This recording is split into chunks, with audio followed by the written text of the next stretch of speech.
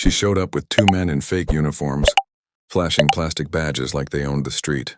"This property is under HOA control now," she barked, slapping a paper on our fence.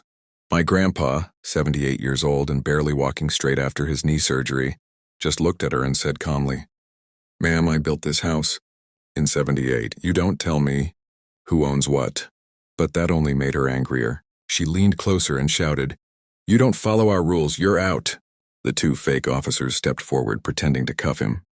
When Grandpa tried to pull his arm back, one of them twisted it hard, so hard I heard the snap. His scream tore right through my chest. I ran out yelling, "He's an old man. Stop." But Karen turned to me with that smug grin. "You better back off, kid. This is HOA business." I knew right then something was off. Our neighborhood didn't even have an HOA. I grabbed my phone and started recording, and one of the fake officers barked, "Put that away before you regret it." I didn't. I kept filming. Grandpa was on the ground, holding his arm, groaning in pain, while Karen posed like she was in charge of the whole world. Then she said the line that made my blood boil. "If you people don't learn respect, we'll make you." That's when my cousin Ryan's bike roared. From down the street, black leather jacket, engine growling like thunder. Behind him, 3 more of his biker crew pulled up. The fake officers froze. Ryan parked right in front of them and said, "Who the hell are you to hurt my grandfather?" The street went dead silent except for the low rumble of engines. Karen stepped back, trying to look confident, but I could see her hand shaking. Ryan bent down, helped Grandpa sit up gently, then turned to Karen. "You've got 3 seconds to explain what HOA you're with before this becomes a real police matter." She laughed nervously. We're just enforcing neighborhood rules." Ryan smirked. "Neighborhood rules don't come with broken bones, lady." He looked at me and said quietly, "Keep recording." And I did, because I knew whatever was about to happen next was going to change everything. "You picked the wrong family to play fake authority with," Ryan said, staring right through her. "We don't call for revenge. We ride for it." Karen's smile began to twitch when she saw the red light blinking on my phone camera. One of the fake officers stepped forward again, puffing up his chest like he was still in control. "Put the phone down or I'll—" he started, but Ryan cut him off mid-sentence. "You'll what? Pretend to arrest us? Your badges came straight off Amazon." The guy's jaw tightened. He didn't expect to be called out like that. Ryan took one slow step closer, his biker boots crunching on the gravel. "Go ahead," he said quietly. "Say one more word, and I'll show you what a real citizen's arrest looks like." Karen tried to regain control. "You're threatening officers of the HOA," she screamed, pointing her finger at him like a courtroom judge. Ryan laughed under his breath. "Lady, there is no HOA here. You forged notices, broke into private property, and now you assaulted a veteran." I looked at Grandpa. His face was pale, his hand trembling around his arm. That sight flipped a switch inside me. "Call 911, I said through clenched teeth. "We're not letting them leave." But before I could even dial, Karen yelled to her men, "Go! Get in the truck!" They turned and ran toward a black SUV parked at the corner. Ryan's crew was faster. 2 bikes blocked the road, engines roaring as they cut them off. One of the bikers, Duke, kicked the SUV's Emperor door shut when one of the fake officers tried to jump in. "Not so fast, cowboy," he said. "You break an old man's arm and think you're driving off?" The officer froze, his hand hovering in the air. Karen's voice cracked now. "You're making a mistake. I know people in the county office." Ryan tilted his head. "So do I." He turned to me. "Check her car plates." I zoomed in with my camera. The plates didn't match the registration sticker. Fake. Everything about them was fake. Ryan walked up to Karen slowly, calm but dangerous. "You came here thinking we'd roll over," he said. "But you forgot this isn't your playground. This is our land." Grandpa looked up and whispered, "Ryan, don't do anything stupid." Ryan knelt beside him. "No, Grandpa, I'm not. I'm doing what's right." Then he looked back at Karen and said, "You're done here. And by the time the real cops show up, I want you to have your story straight. Because the internet's already watching." I hit upload. The video went live within minutes. Comments started flooding in. People were furious. "Who are these fake HOA cops? Justice for Grandpa. Expose Karen." Ryan glanced at my phone, then back at her. "Too late to hide now," he said quietly. You wanted authority? You're about to get it. She didn't know the whole town was about to turn against her, I whispered. And it all started with one video. By the time the real cops arrived, half the neighborhood was standing outside. Everyone had seen the video. Neighbors, who barely spoke to us before, were now recording from their porches, whispering things like, "That's the woman from the fake notices." And she hit that poor old man. Karen's SUV sat blocked in by Ryan's bikes, and she was pacing back and forth, trying to look calm. But her voice cracked when she saw the flashing blue lights. The first officer stepped out, hand resting on his holster. "What's going on here?" he asked.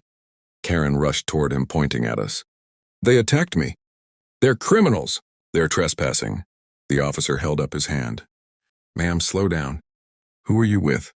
She pulled out her fake ID badge like it meant something. "I'm with the HOA Enforcement Division," she said firmly. The cop studied it for 2 seconds and frowned. "Ma'am, this says Home Order Association, not Homeowners Association." The crowd snickered. Ryan stepped forward, calm and steady. "Officer, I have everything on video. These people assaulted my grandfather and tried to impersonate law enforcement." He showed the footage on his phone the moment the fake officer twisted Grandpa's arm, Karen shouting, the fake badges glinting under sunlight. The cop's face went from confusion to anger in seconds. "Call backup," he said to his partner. "We might have a serious impersonation case here." Karen's fake officer started stuttering. "It was a misunderstanding. She told us she had permission, but it was too late." The cuffs clicked one by one. Karen tried to run, but Ryan's biker friend gently caught her by the wrist. "Easy, lady," he said. "You've done enough damage today." She spun around, her voice trembling. "You don't know who I am. I have powerful friends." Ryan crossed his arms. "So does he said, pointing at Grandpa. "He's a retired sheriff." The crowd gasped. Karen froze like someone had ripped the floor out from under her. Grandpa lifted his head weakly, eyes sharp now. "Yeah," he said quietly. "And I trained half this department." The officer standing nearby nodded respectfully. "He's telling the truth." "Sheriff Doyle didn't recognize you, sir." Karen's mouth fell open. Ryan crouched next to Grandpa. "You good, old man?" Grandpa smiled faintly. "Better than ever." He looked at Karen, voice steady but low. "You broke into a sheriff's house, assaulted a veteran, and lied to police. That's not a mistake, ma'am. That's a one-way ticket to jail." Karen started sobbing, trying to explain, but nobody was listening anymore. The truth was out.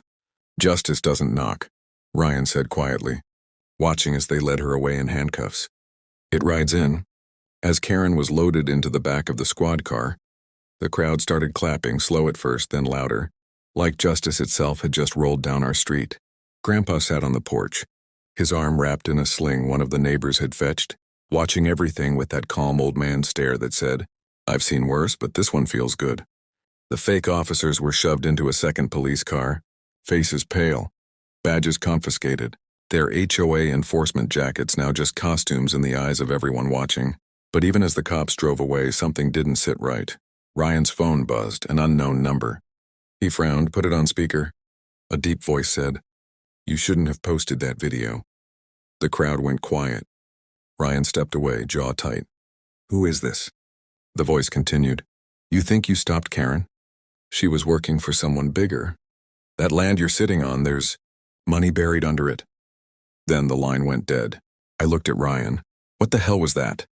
He didn't answer. He just stared at Grandpa, who had gone completely still. "Grandpa, what are they talking about?" Grandpa sighed, eyes distant. "There was a deal years ago. County wanted to buy this land for a development project. I said no. Since then, they've been trying to push us out." Quietly, the tension in the air thickened. Ryan turned toward the road. "So this wasn't just about fake HOA rules. They were sent to scare you out." Grandpa nodded slowly. "But they made one mistake. They picked the wrong family." Ryan clenched his fists. "Then we find out who's behind it." That night, the video hit 1 million views. News reporters started calling. Headlines exploded across social media. "Fake HOA officers arrested after assaulting retired sheriff." People started digging, and within hours, commenters found something shocking. Karen's name connected to a real estate company that had filed multiple false HOA claims across 3 different towns. A pattern, a setup. Ryan stared at the screen, shaking his head. They've been running a whole scam, he muttered. And Grandpa's land was next.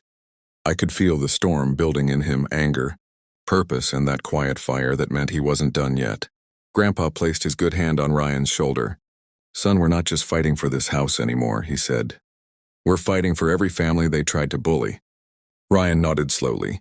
Then we give them something they can't delete. Proof. They broke one arm, Ryan whispered, eyes locked on the horizon. But now we're coming for the whole operation. The next morning, the sun hadn't even risen when Ryan's bike engines echoed through the valley again. His whole crew showed up, 8 riders this time, all wearing jackets marked with a single patch. Freedom riders. They weren't just bikers anymore. They were witnesses, protectors, and now, partners in exposing something much bigger than a neighborhood scam. Grandpa sat at the kitchen table with his laptop open, scrolling through files he'd dug up from his sheriff days, old property deeds, land survey maps, and documents from the county office. Here, he said, tapping a dusty folder. This proves the land transfer they're pushing is illegal. They forged signatures, mine included. I leaned over his shoulder and stared at the paper. It had Karen's real name on it, next to the signature of a man labeled Regional Land Authority Director. Ryan smirked. So the people behind Karen are sitting in an office pretending to run the town. Grandpa nodded. Not for long. By noon, the Freedom Riders rolled into the county building, cameras on, live streaming to thousands. Karen's boss, a slick man in a gray suit, stepped out with 2 security guards. You're trespassing, he said coolly. Ryan smiled. Funny, that's exactly what your people did yesterday. He pulled out his phone and played the video. Karen's fake officers, the assault, the badges, everything. The man's face drained of color. You don't know what you're getting into, he hissed. Grandpa's voice came from behind Ryan, calm but firm. I know exactly what I'm getting into. The guards hesitated when they saw him. Sheriff Doyle? One of them muttered. Yes, Grandpa said. And I'm here to file charges for fraud, impersonation, and attempted land theft. Cameras flashed. Reporters swarmed. The man in the suit tried to walk away, but the officers arriving at the scene didn't let him. As they cuffed him, Ryan leaned in and said, Tell your people this land isn't for sale. Not now, not ever. The man didn't respond, just lowered his head. That evening, the video from the courthouse went viral. 10 million views in 2 hours. People flooded the comments. This family just exposed a national HOA scam. Veteran justice. Freedom Riders for life. Karen's mugshot appeared on every news channel. She had confessed everything. How she was paid to harass families into leaving so developers could buy cheap land. When we got home, Grandpa sat on the porch, sunset glowing over the fence. He looked at me and said quietly, Justice doesn't always come in a badge. Sometimes it rides in leather. Ryan chuckled, sitting beside him. We didn't start this war, Grandpa, but we sure ended it.